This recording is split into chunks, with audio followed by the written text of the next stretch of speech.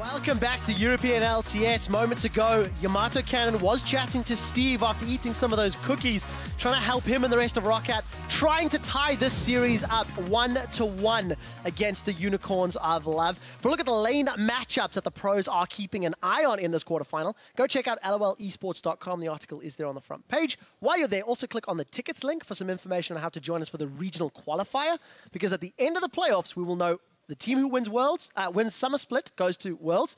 The team with the most championship points, that will go to Worlds. And then the regional qualifier on our stage, teams have to run that gauntlet to make it to the 3rd seed and the World Championships. That's enough about LoL Esports. Let's move at the game at hand, where the Unicorns of Love, they're staying on the blue side by Because proxy. Roccat picked red.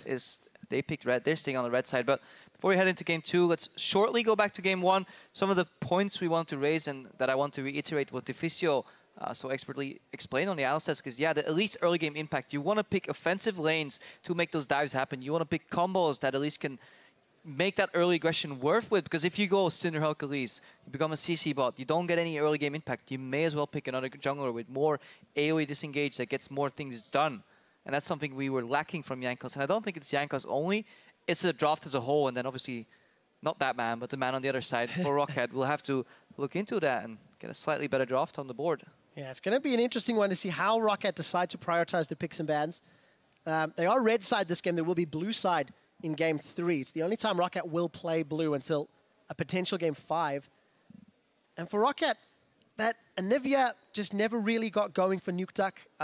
We did get a word on Twitter from the man himself. Froggen said it was the best Anivia build that was currently out there. So by definition, it is the best Anivia build that's out there. However, it takes time to scale, and then you may want to, you know... You can have the perfect build but poor execution, or the perfect build and the wrong combination of champions to make that work. You know, the setup around it, and that was one thing Roccat had. They excelled at kiting, but eventually Vander was forced to counter-engage too early. He got poked out in a lot of these fights, and they weren't just on the same page. Now, obviously, a very complex composition to play. I mean, it sounds like we're harping on Roccat, but that's what we have to do. When a team loses, we point out their mistakes. When a team wins, I probably still point out some mistakes, because that's just who I am. But let's see if Roccat change up that trend and go for something different here. What we can definitely praise is the change in Unicorns of Love impact their ability to pick a mid-game team comp and then use it in the mid-game effectively, appropriately.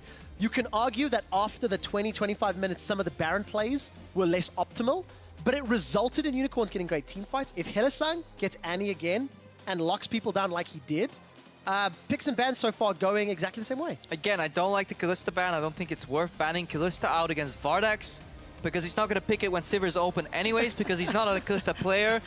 We have Sivir. Production, can we roll a tape just from the previous match?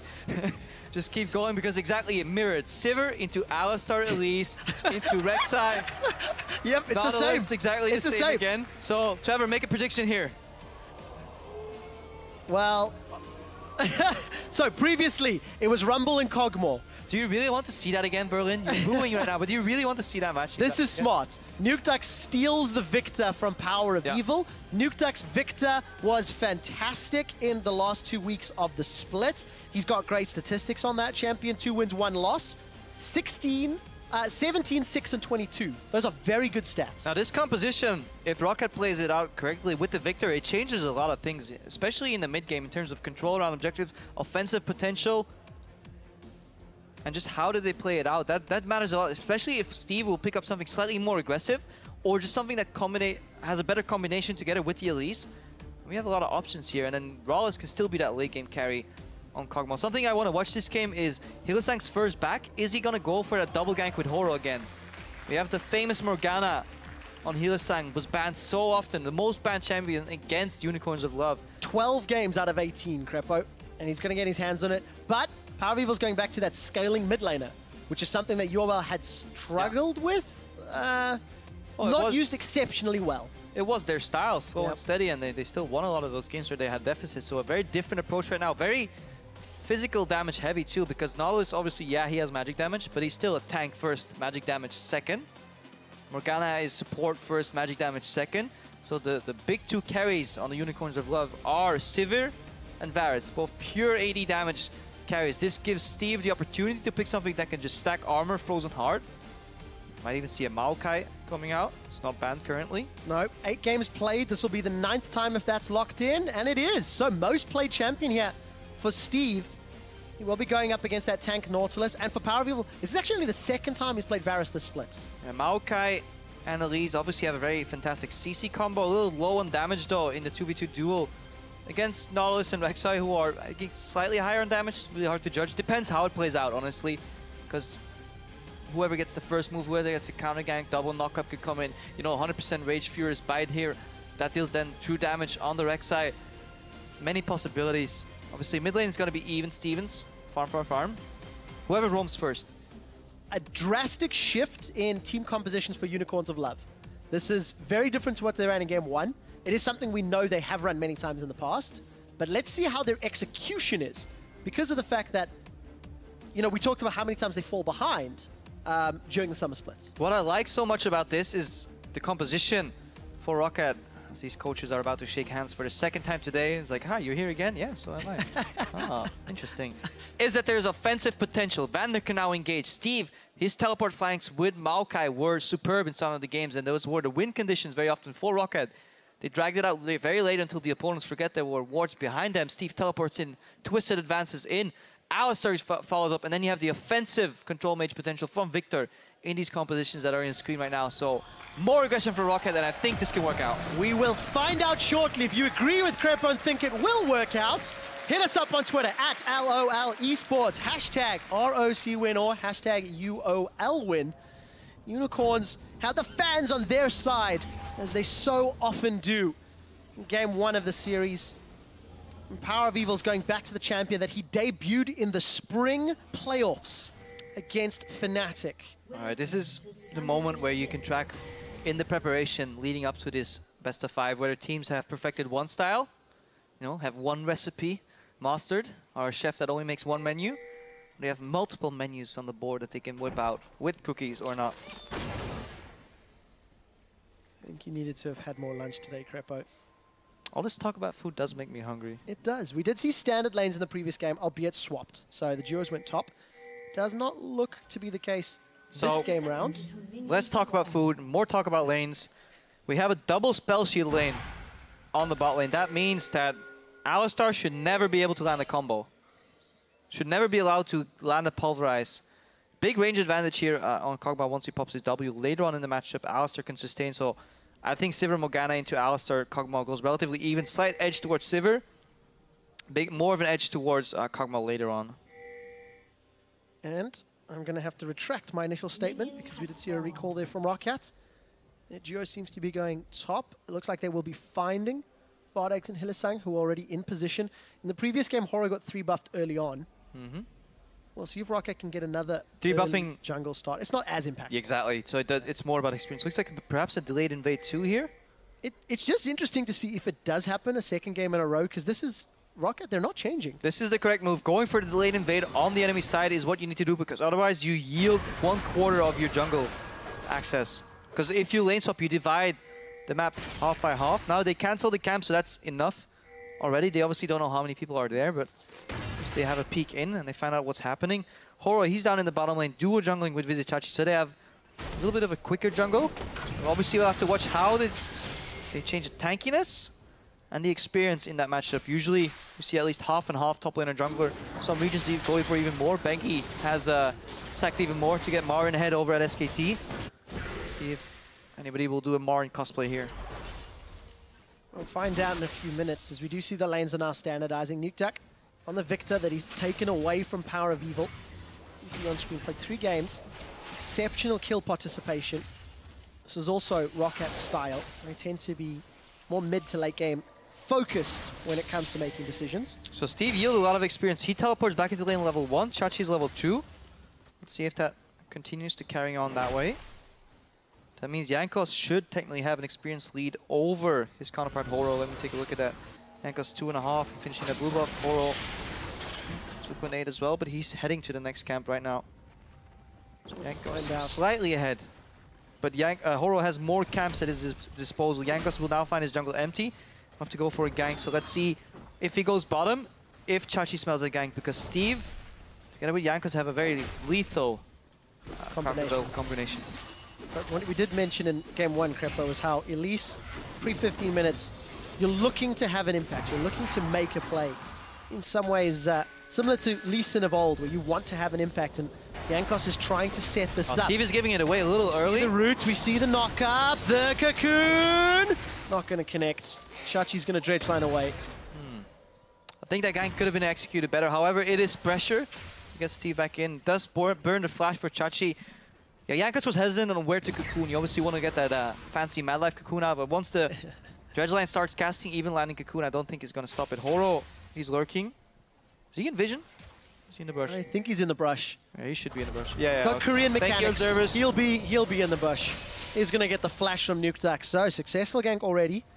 Flash for flash on both early ganks. Now, what did they do next? Do they revisit the same lane and finish what they started?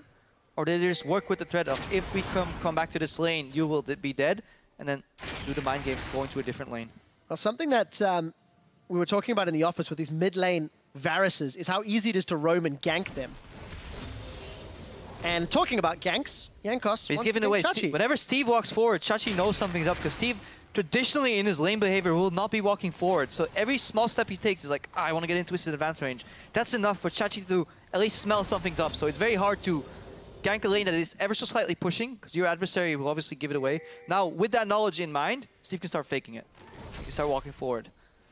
And we'll see Steve going to try. He's going to get the knockout brief. The Block dredge line was used. The root comes out. The cocoon lands. Venomous Bite is available. There's another one. That's going to be first blood. Who will secure it? It's Jankos.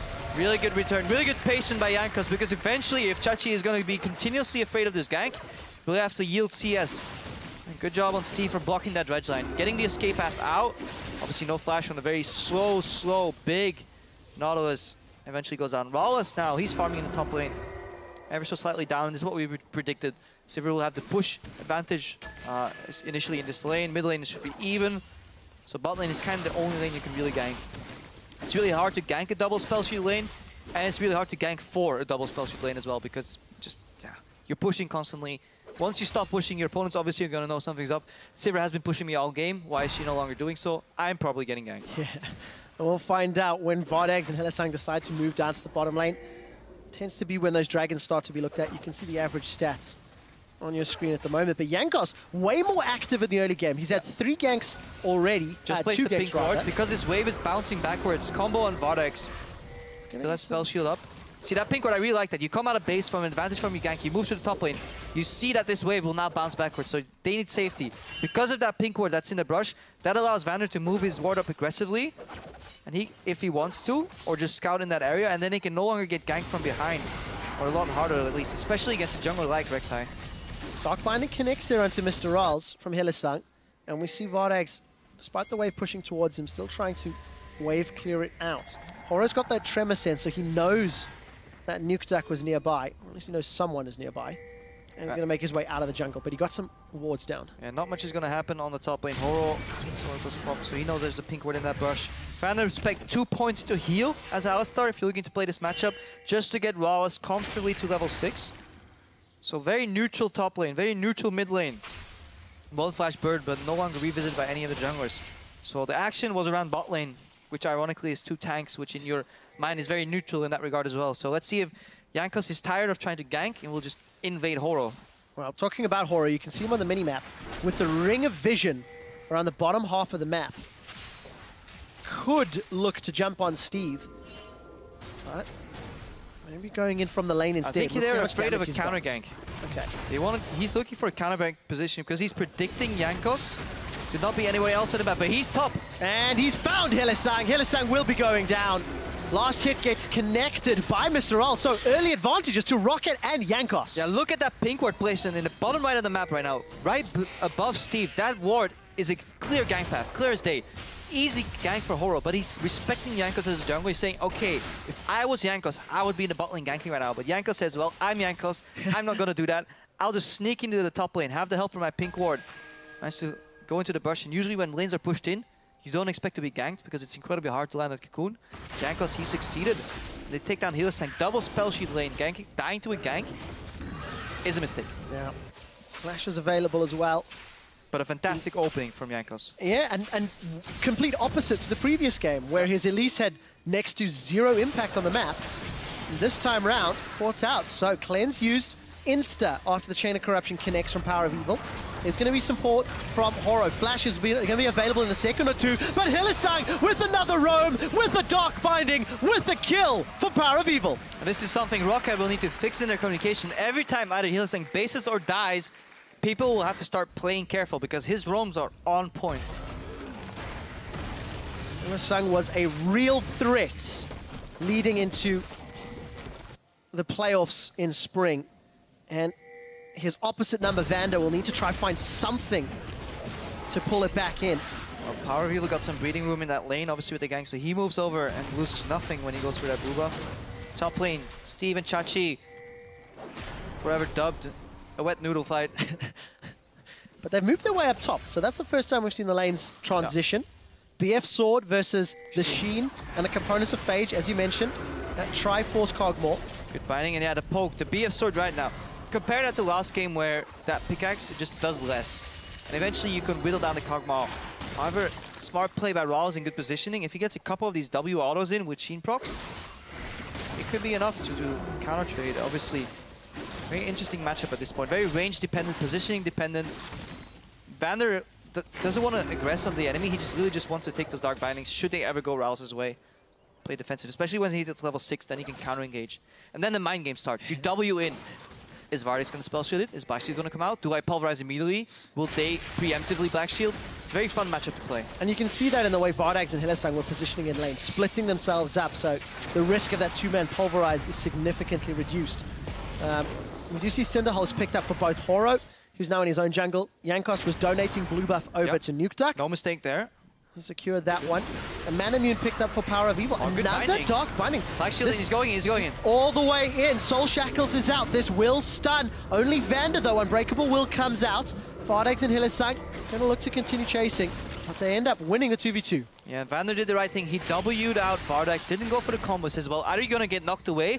If you don't, that means you use Spell Shield. Then I wait, then I will pulverize. So 100% guaranteed peel, unless Vardex did the ultimate outplay, which is flash over pulverize.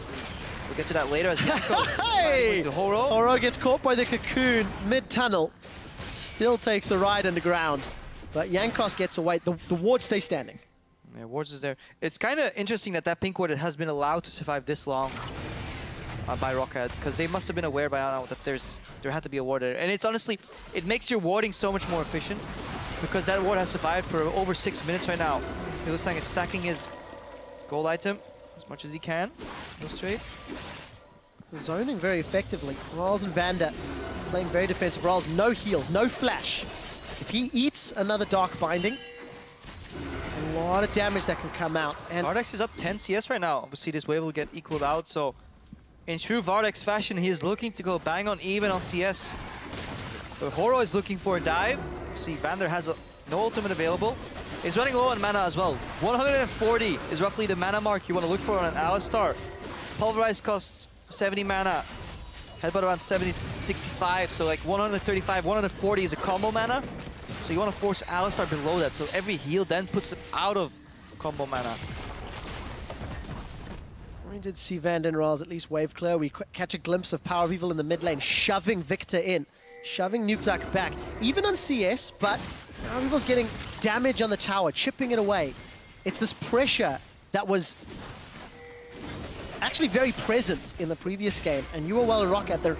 They're trading pressure and tempo back and forth. Yeah, more pressure from Roccat this game, mostly due to some phenomenal ganks by Jankos, but they're getting weighed down again by Unicorns, and let's see if they can take some of these towers at the same time. It will immediately open up the map, and perhaps that is what they are going for. Can they play that to their advantage? No dragons has been taken, or have been taken rather, at the 30-minute mark, so Aspect is miles and miles away for a potential win condition. Oro is spotted. Right. Chachi roaming to the mid lane. Chachi may be able to go, and Chain of Corruption connects. The cleanse comes out. This may secure a tower. So Cleanse right now has a 190-second cooldown. Chain of the Corruption roughly around 100. So that means there's a minute and a half where that can be used again, and it'll have to burn a flash. Mr. Rawls is going to put some damage onto Hylissang. But look at the tower, look at the positioning. As Mr. Riles and Vander, they're losing presence and pressure in that lane and the tower. Yeah, Jankos has been ganking for the majority of the game. Horo, he's been content with just shadowing his lanes, lurking in the shadows behind the seats. Should you get ganked, I'm ready to counter gank. Meanwhile, you can safely exert pressure on the enemy because I'm always there to back you up. It's more of a Rek'Sai style approach, because when Rek'Sai tunnels in aggressively for a gank, then gets counter gank, she gets punished incredibly hard. So both these junglers trying to read each other, but right now the map is slowly going towards unicorns. Very uncharacteristic fashion. Yeah. Because usually they are behind. And they've got that scaling mid laner as well. Almost 15 minutes. Power of Evil's got a kill. He's even on CS. As we said, he's only played it one other time this split, and he'd actually given up a death at the same point. Got himself a Brutalizer now, so got some CDR, some armor pen. And is in a very comfortable position. A little bit ahead of Mr. Riles' average for that Trinity Force, and a needlessly large rod for Nuke Attack. So item spikes are being hit on both sides. The one thing we have to stress again on this Roccat lineup, though, as we see the unicorns take that dragon as a result of the exerted pressure, is that they're again very magic damage heavy. Every single member exerts some type of magic damage. The only physical damage coming out of this lineup is Mr. Rawles on Kog'Maw, and he is majority physical, but he's still very large part magic too, especially with his ultimates and his poke. So this in turn means that Chachi could go for heavy MR yet again. Come frontline. Horo, he can spec into very tank heavy MR. And there is denied passage, but we'll get the warning anyways. UOL could go for similar itemization, which was actually exceptional in the previous game. I think it was definitely the right direction. Maybe slightly optimizable, maybe trade, you know, Talisman for Righteous Glory. Maybe not double stack the A guy, but that is nitpicking, I guess. So definitely good read on what to build there. I really like the Banner of Command though. I think it's really strong item, and it should be built more in competitive play. It feels like every time you and I cast together, it is built, Crepo. Tower's going to fall down bottom as Jankos has moved in, using that human form ranged auto attacks from Jankos. It will be the first tower for Roccat. We'll keep gold even as we're heavily into the mid game now. And Nukeduck on his Victor will be very happy whenever he see Horo somewhere on the map, because he obviously has lost his tier 1 tower in the mid lane. Wants to play without that backup. This always allows Power of Evil to push first, because Power of Evil has backup tower to back him up. That's what a backup tower does. Obviously Noctua doesn't. Almost losing that blue buff, but he gets out-rotated towards the mid lane right now because they saw him do the blue buff. Yeah, chipped away at the tower. It's going to be roughly half HP gone, if not more. Look for the laser. Chachi's here as well. Jankos going to look for the cocoon. There's a black shield available. He's going to be used on Power of Evil. That's a flash over the wall from Steve. Hylissang forced to flash defensively. That'll cancel the soul shackles as Steve gets knocked up by the mine. Chachi's now moving backwards defensively. AD carry's starting to move. Bardax has used on the hunt. He will get in range, but nothing further will come. In true support fashion, Hylissang black shields his carry as he gets piled upon and then flashes out. Doesn't save it for himself. Not a selfish player. Mid tower under siege. 30% went out, 20% went out. Double combo from Vander. Chaos Storm as well. It's a lot of damage. Tower's not dropped, but here's going to be a lot of poke. So close to getting nuked. Unicorns of Love have a minion line moving up shortly. And with Roccat so low, Unicorns, they may stick around for the tower. Definitely a transformation from the Unicorns ever since Horo joined. GP in a pre-game interview talked about how Horo has been helping him both attitude-wise in the team. Really strong player in addition to helping the coaching, because this is a very revamped Unicorns of Love in terms of strategy. How often have we seen Unicorns siege a tier 2 tower in the mid lane at 17 minutes in the game with 5 members going together for a map-wide play? Very rarely have we seen that European LCS. Very impressive from the Unicorns and worrying for Roccat. They're now 2,000 gold down, 1,500. They've given up a dragon, they've given up an extra tower, and I think more importantly, they're relenting under the pressure. There's some wards for Unicorns to play with though. Now keep watching Steve though, because he has his teleport available, and when Roccat has fallen behind in the past in a couple of games, even in the matchups against Unicorns, last time they played, they managed to hide some wards behind enemy lines and then make the Unicorns comfortably in that push. Say, okay, yeah, we're getting siege upon, you're doing great, fantastic, nice strategy. Boom, Steve teleport right behind them. And that could be enough to open up the map. Vander was trying to get a combo onto Chachi, but the defensive dredge line kept Chachi alive. Chachi's had some pretty good defensive dredge lines. Unfortunately, once there's all Roccat showing in the bottom lane, Unicorns secure an uncontested tower. 2 more now Chain of Corruption connects onto Nukeduck. There's some support from Jankos This time coming defensively, up. though. But look, top lane. Maokai Unicorns can hold gonna that keep for pushing. a while. There's only one damage dealer in the top lane. It's only Sivir there. They have Victor and Elise. And Power of Evil was trying to edge his way in. He realizes he can't really do too much in the mid lane, so they're looking to make that that siege spike really on that next minion wave coming in. Let's see if they get back up in time and whether this mid lane tower will fall. Honestly, at this point, it might be worth trading tier 2 top for tier 1 mid, just to open up the map a little more for Roccat, give them a little more room to play with. Steve gets bound, but he is very tanky, so Roccat can hold this tower. Double spell shield used, so that should be tier 1 tower for nothing. So, unfortunate for Unicorns, but great for Roccat. They still have to knock that tower down. We see Horo coming in behind Jankos and Nukeduck. Chachi's nearby. I don't think they're going to be able to. So the tower actually remains standing, Yep. Crepo. Both teams get damage and trade position. Boomerang Blade will connect on Vander, and Roccat are able to escape. There's a minute until Dragon is up. Baron was used after Vision and a lead was secured, but look at the Vision from Rockat's side towards the Unicorns. There's a ring of red wards. Yeah, that is some really good deep vision. I'm just going to pan over on my screen and see when it exactly will expire. About 90 seconds left on most of these wards, so that could prompt a potential Steve teleport that we have been talking about. However, on the other side, in Rockat's jungles, very few deep wards because Unicorns of Love were playing to the top side of the map, so obviously bottom side of the map underpopulated. So that Roccat defense might actually mean a lot for this game, that they can keep their top side alive. They've spent some time invading in the bottom side. Obviously, you can rotate back towards that first dragon, potentially for them.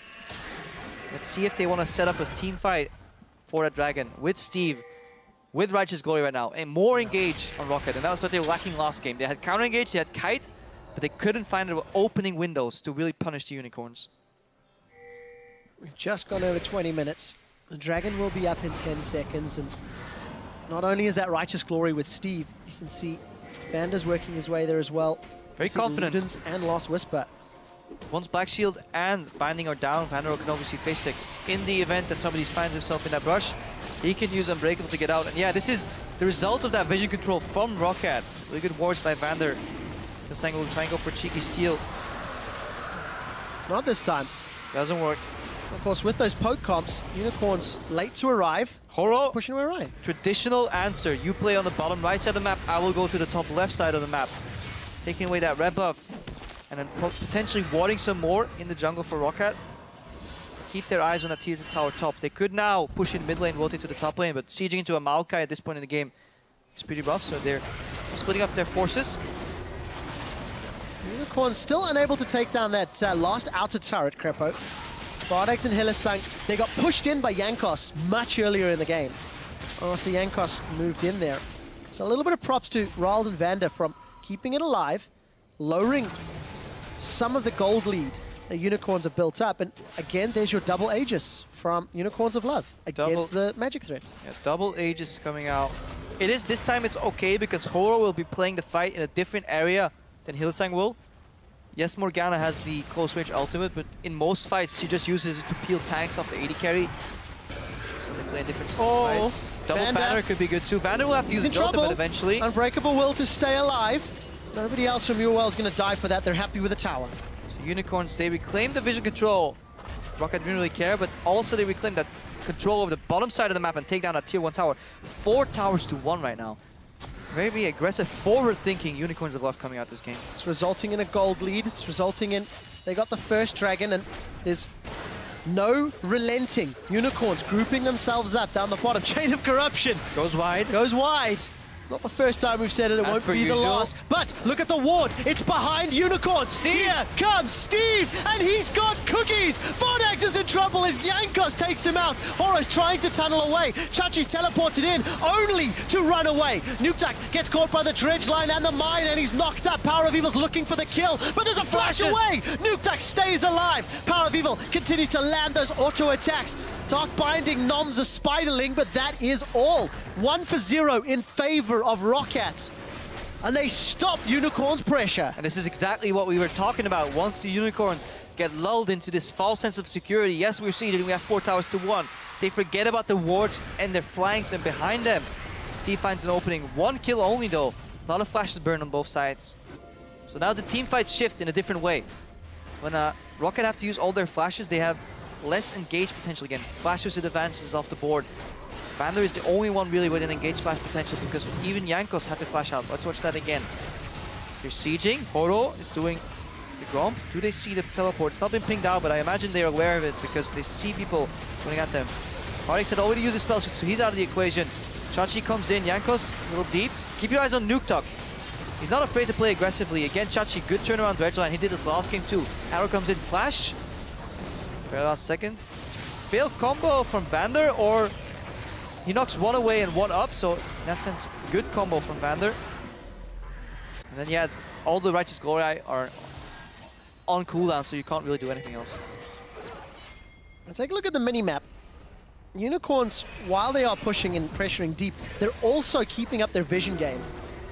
Almost every time you look down in the early stages, the 15 to 25 minute mark, Unicorns have got great vision on the map, and they're using it quite effectively this series. And that has been Horo. He hasn't really ganked any lane. He's shadowed at best with the Rek'Sai, and he's been at multiple parts of the map because of obviously, you know, having that Void Rush available to go left and right on the map. So perhaps it could be wise for Roccat in the next game to just, you know, force Horo on a second jungler. He's new, not new to the LCS, but he's back in his first game of this split. Maybe he could put him on uncomfortable junglers. Maybe just target that vision control a little bit. Because Unicorns have clearly worked in some mechanisms in these last few weeks. Hylissang working together with Horo, getting that vision out, then going for those towers, grouping up for those sieges. Dredge line from Chachi. It connects onto Ralls. Vander's trying to play defense, but the Dark Binding from the corner will at least slow Ralls down. I think Vander not only saved Ralls' life, but has delayed the tower pressure enough for Steve to get closer. Coming on the flank. Hylissang is low. Binding after binding, really good accuracy on those Dark Bindings. There's a reason it's the most banned champion against the Unicorns of Love. But the wave clear from Roccat is strong, and they're still defending the tower. And PoE is playing a fantastic Varus. Every piercing arrow is connecting because he's reading the game. He's waiting until people move in predictable movement patterns. Every time Nuktak walks forward to laser the wave, he eats an arrow. Every time Rawless steps in to either cast an ultimate or proc a W all attack, he eats an arrow. Right now he's using it for wave clear, just get that healthy wave in the tower and use that momentum. Perhaps get the first base off, move somewhere else. Baron baits on the table. A lot of options for Unicorns right now. And they're playing it safe. I like the fact they realize wave, 2 waves, we're not going to get this tower, so they back away. There's farm to be had on the bottom lane for Vizichachi. Doesn't have teleports available. Did you see that locket completed for Horo a moment or two ago, and all of the magic resist from Vizichachi. You see he's got the Spirit, you see he's got the Spectre's Cowl, so... And he's fulfilling his role where Chachi used to be such a big, what we call, you know, hyper carry, you know, carry top laner. He's now fulfilling the role of tank CC bot. He's building CDR with the Glacial Shroud and the Spirit Visage and just stacking on magic resistance as efficiently as he can. That Spectre's Cowl is one of the most efficient magic resistant items in the game, you know, get some raw HP, get some MR, quick finish onto the next item. Get as many as you can because Roccat is so heavily oriented around the magic damage. And of course, considering how important Nuktak is for wave clear, this blue buff steal is also going to help out UOL. And Roccat sieging onto that middle lane tower right now, but as time progresses, that poke, that piercing arrows is going to do less and less because there's 2 Frozen Hearts finished on the side of Roccat already. Steve has 1, Jankos has 1. Nuktak, no Zonias yet, so no armor there, and no armor obviously on Rawless, because he's not Genja and he's not building Randuin's Omen. Unicorns lose their outer middle turret to Roccat. They still maintain a gold lead and vision control on the map, so this will allow a relatively safe dragon by the Unicorns of Love. Horo and Vardax 2-manning while the rest of Unicorns hold off Roccat in the middle. Bit of a repetition from last game. Unicorns have these early moves planned out, but eventually they run out of easy towers to take. As the game gets a little harder, the gold gap kind of shrinks or becomes less relatively important. So only 2,700 gold remain. Unicorns have set their sights on these tier 2 towers, one on the top, one in the bot lane. Roccat, they're holding on pretty well, and as the game progresses, we have to remember that Unicorns are playing only with 280 carries type of damage. No magic carry in their lineup. And the last time we were at this tower, Crepo, there was a teleport from Steve. It was also a missed Chain of Corruption. A parade of missed skill shots coming out of Unicorns of Love. This will probably break the siege because Raw is coming out of base. He's working on that Blade of the Ruined King just to kite that front line, keep himself alive. We'll see. Unicorns, they really want this tower.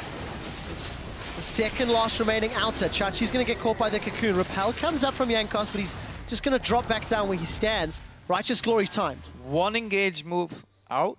Look for flash from Steve, look for flash from Vander. Unicorns, they're not giving up. Minion Wave is pushing against them in the top lane. So someone's going to either have to deal with that, or they're just going to sacrifice the farm. All right, one more wave, one more attempt from UOL. Piercing arrow, that's a good one. Yeah, it's incredibly hard to get here. Nuketock is playing this very correctly. The poke's going on to Steve, he doesn't care, he has sustain.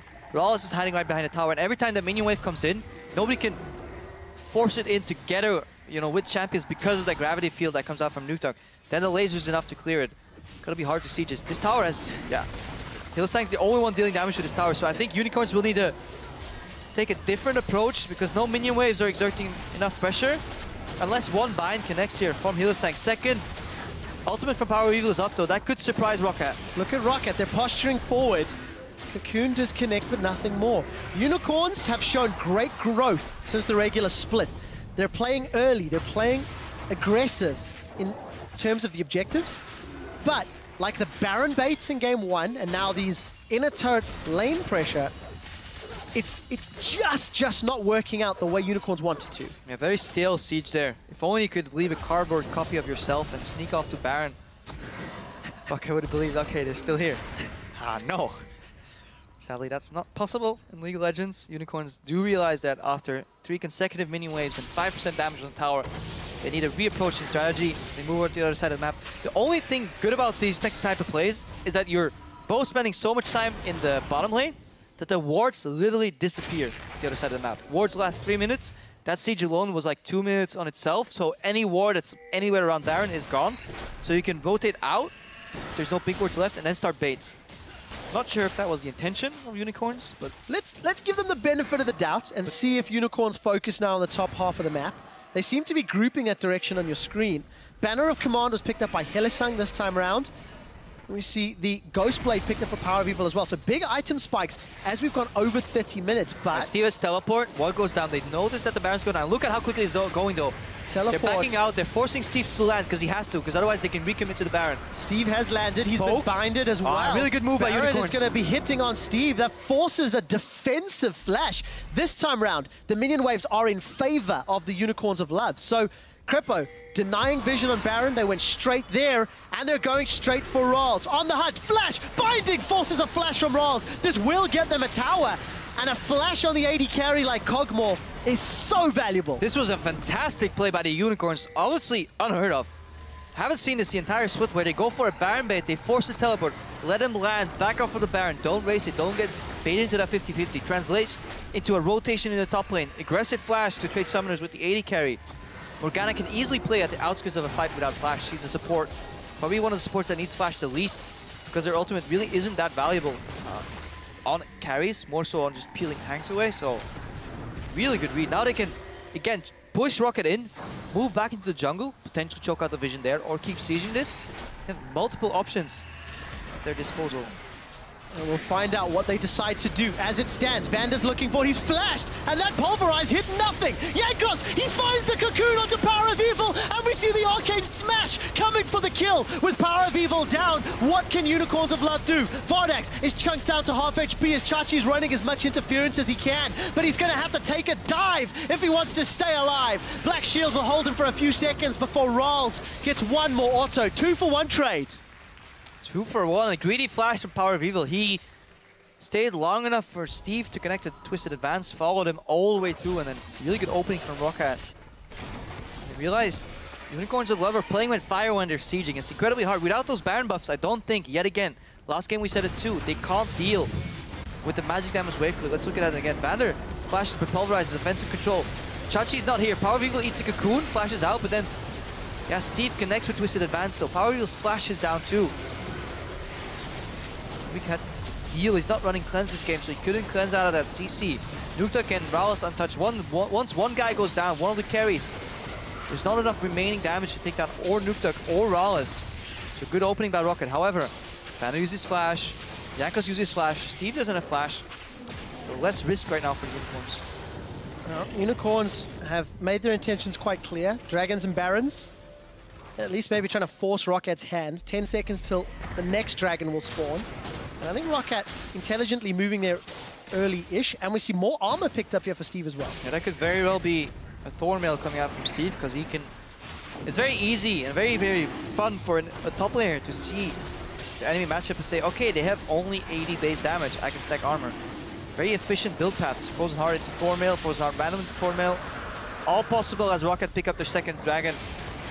Edge line is going to connect. We are going to see the Arcane Smash in the Twisted Advance. Vander's now in the middle of the team. Unbreakable Will is ticking. Another dredge line pulls him back in. Unicorns are trying to reposture, trying to re-engage, and they're going to look for a tree. They're going to find the tree. They trade Steve's life for Hylissang. Flash from Vardags aggressively gets him a double kill. And now UOL at 30 seconds in 4v3. They need to get a Baron or an inhibitor to make that flash worth it. Flashing as AD carry for a kill on support. Looks pretty, but you'll regret that you did that next fight. Oh, she goes in, he'll get poked. Oh, that was a mistake. He did not want to find that wall. Not gonna, oh, he does channel the ultimate. It catches Nukeduck, but it won't be enough. Remember, there's no flash for Vardags. It wouldn't have mattered as Mr. Rawls gets the kill. Yeah, I think You were well misplaying that one. Unicorn's a little too happy on the trigger right there. Vardags flash, it looks pretty, yeah, flash.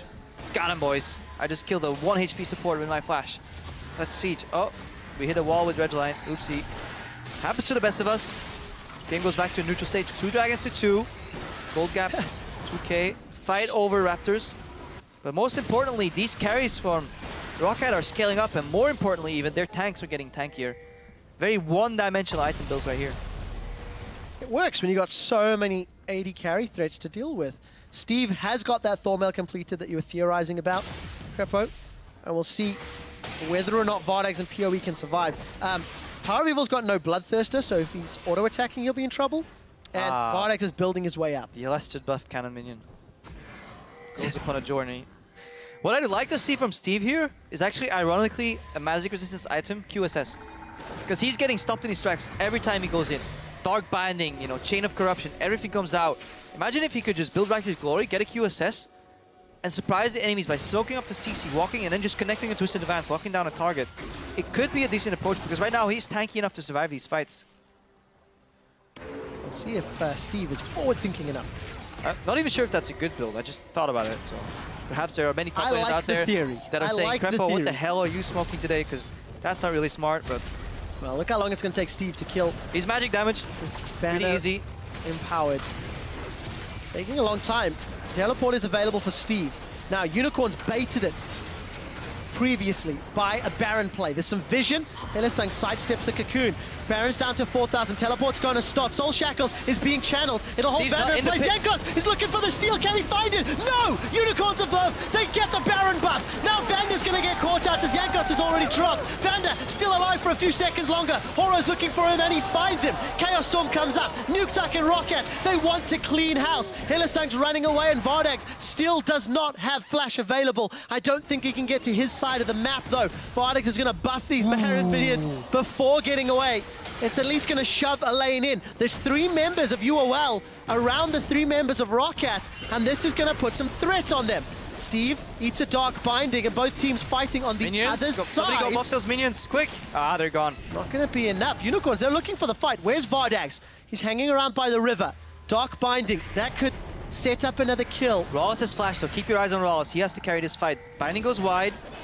And we see Roccat, they're finally trying to find their way back to their own territory. Vardags is lifesteal a little bit up from that Vamp Scepter. Rawls, that's a 3-man knockup! Horo goes huge before he goes down. It did not matter because Vardags couldn't auto-attack. Here comes Chachi! He gets the dredge line, he throws the mine, and then Unicorns run away. He used a teleport for that. That is 1 teleport and 2 flashes to get a kill on Nukeduck. They have to capitalize on this. If they can't, it looks pretty, but yet again, you have to see what you do. Now, I want you to keep your eyes on the ward that will be placed in the pit and on Steve's teleport, because I think if Steve goes into the pit together with Jankos, this fight could have been a whole lot more different. Look, the ward goes down, but Steve's teleporting in the brush on the right side. Look at what he has to do right now. He has to waste his flash. If he has it, does he even have flash? Yes, he does. He goes in with flash. He could have been in that fight already, disrupting and getting a flash onto potential Vardags or Power of Evil to win that fight, while Rawls is standing on the side, being just artillery from the wall. So this fight could have played out a whole different. Look at how much damage is being done to PoE here from Nukeduck and Steve. And how low Vardex is. This fight could have gone so much better. So much different. And it's in the little things right now. And that's what you have to look for. Because we're in quarterfinals of playoffs right now. We can start criticizing these teams for these plays. Because at Worlds, when you play against the Chinese and Korean teams, they will not make that mistake. And that could be the difference between winning Game 2 in the best of 5 or going down 0-2. Had Roccat been able to wipe UOL, that Baron buff could have been negated. Hell, they could have even stolen it. Waiting for Godot. Oh, for Nukeduck instead. Yeah. Okay, eventually that blue buff goes down. Power of Evil picks up his own blue. More armor being picked up by Jankos. And Roccat, second Righteous Glory. Still some MR though. I guess to deal with Chachi. Chachi is tank Nautilus with some CDR. Riptide does very high base damage though. You have to remember that. So around, I think it's around 400 if you connect all the 3 procs on a very low cooldown. It's on like a 5-second cooldown. Just gonna double check. 3.5 with this build. Only 3 points into that, I believe though. No, 5 points into Riptide already. Yeah, so 3.5 seconds. That's a lot of damage over time that comes out from that Nautilus. Chachi being respected in that regard. Yanko saying, I will be majorly dealing with you in fights. Crepo. Unicorns have got Baron on a few of their members. They've also got a Banner of Command. You can see once again, side lanes pushing towards Roccat. But what they need the most, or what Roccat needs the most is time, because they're scaling more and more beneficially into the late game. They've denied 2 dragons from Unicorns. If Unicorns got them, they could have sitting on Aspect right now, but that's not the case.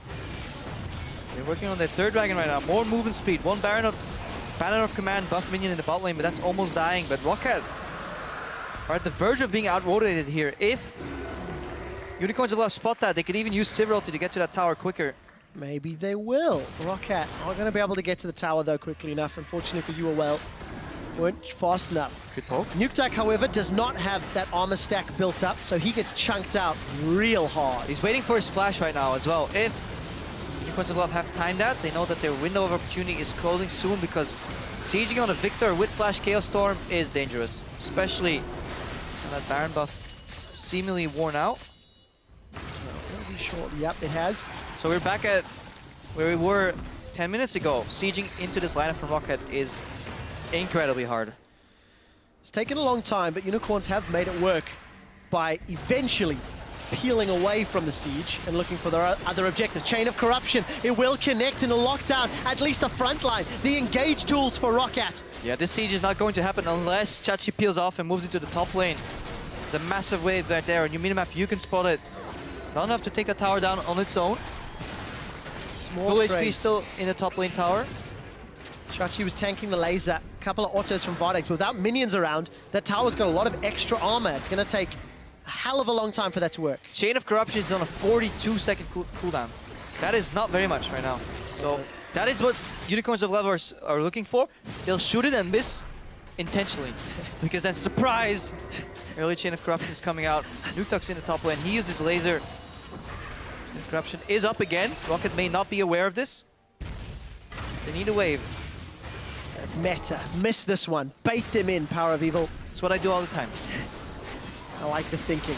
We do see the Cocoon catches onto Hillesang. Black Shield's being channeled. Chachi's way up on the front line. Chain of Corruption is going to start to spread. Look for the carries. It's going to hold Mr. Rawls. It's going to hold Jankos. Cocoon goes wide. Power of Evil still trying to spit out damage from afar. Steve gets pulled back in with the dredge line. The boomerang and the ricochet. It will get a kill. But Nukeduck will find one onto Vardags. Without Vardags, this siege is going nowhere. And Nukeduck may have saved Rockat's life. A very chaotic fight in the end. Vardex takes 1 step forward to finish off Steve, but he walks right into Nukeduck, and you see it doesn't take much. He's not building armor because he's building straight AP.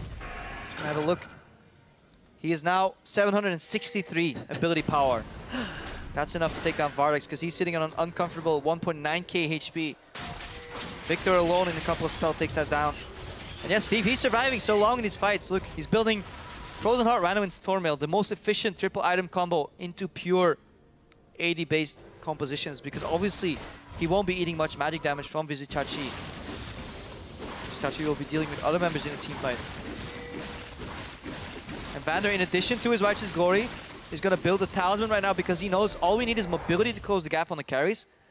Unbreakable should be enough to be tanky enough in these fights because very limited damage approach from Unicorns, and they're slowly but surely getting outscaled in that department.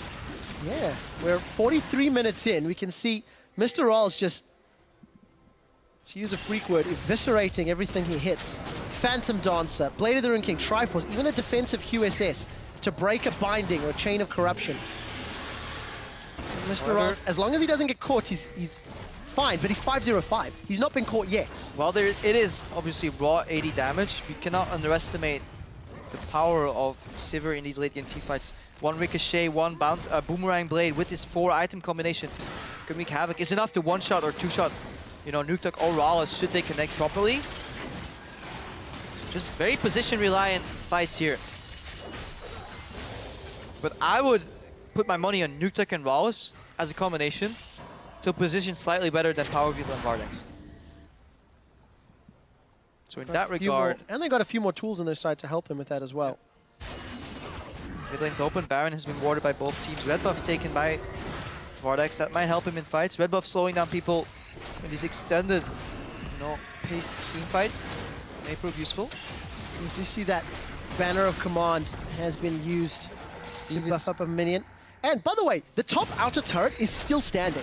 I think it's important to mention, Roccat have only got 2 towers this game at 45 minutes. We've been playing on Rockat's side of the map the entire time. But I'm having a look at the top lane right now. The Banner of Command buff minion is meeting a massive wave in the top lane. That is poor foresight from the side of UL. It's a complete waste to use that, I believe, 2-minute cooldown on that minion that's just going to get absorbed by that wave anyways. Look at Vardex, he's soaking up.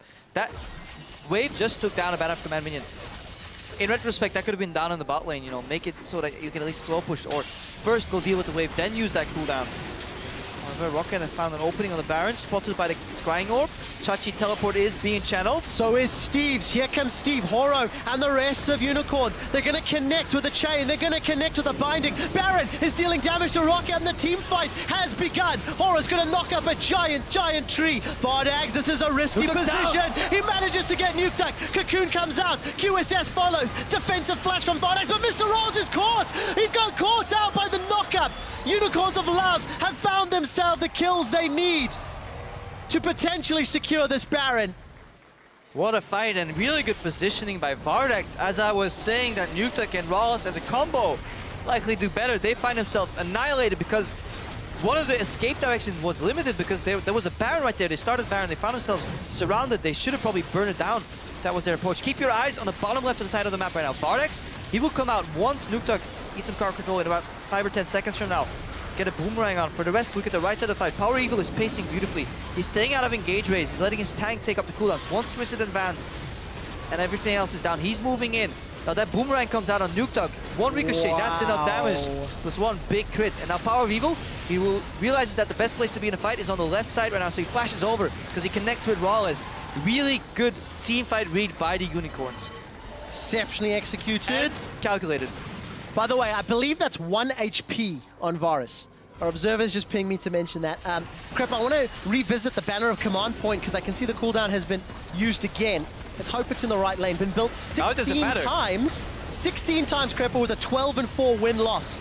Unicorn's going to hope to continue to grow that number. Steve is on the front line. The depth charge is going way back. On the hunt is throwing Unicorns into Rockat's base, but Nukeduck says you shall not pass. He's going to get caught by the piercing arrow, and he's going to get dropped by the hail of arrows. Chachi still alive on the front line with only Rolls and Vander left to defend. Unicorns of Love at 50 minutes are onto the Nexus turrets. They've got banner-empowered minions. The dredge line connects. Mr. Rolls is running for his life. Gonna get away from the minions. Nexus tower will be dropping. That dredge line misses. We'll forgive it, Chachi, as the Unicorns of Love are going 2-0 in this best of 5. And honestly, as we see Rolls go down, Nexus goes down, I want to see the accuracy from Power of Evil.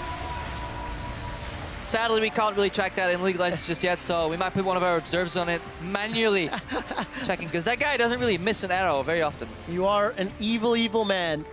In terms of damage, Power of Evil dealt 61,000 points of damage to champions. That is more than both Nukeduck and Mr. Rolls combined at this stage. Well, it's 2,000 less than them combined, but I'm still counting it. I closed the game, and the first thing I see is a tweet from Kasing. I wish Yarnan could flank like that on Sivir. You know what? I wasn't convinced that flank was going to work from Vardex. I just ate humble pie and my words at the same time. As I was, calling out positioning, really good flank there from Vardex. Just did what he had to do, then flashed out, went back in, and good accuracy and teamfight positioning from Power Revival. But in retrospect, we have now played 2 games. Game 1, heavy magic damage composition with very, very kite-heavy approach from Roccat. Didn't work. Yeah. They steal the victor with some more offensive potential. Elite starts working out. Worked a little better. What's next? Yeah, what is next? I hate to be the guy that does it, but Roccat, once again, build up everyone's hopes, only to disappoint when the pressure gets turned on. And in a few minutes, we'll figure out if Roccat can turn this series around when they get back on the Rift against the Unicorns of Love. They have to win this game to keep a semi-final hope alive. As we go, Hilisang will tell us the downside of Rockat's strong showing when it comes to scrims.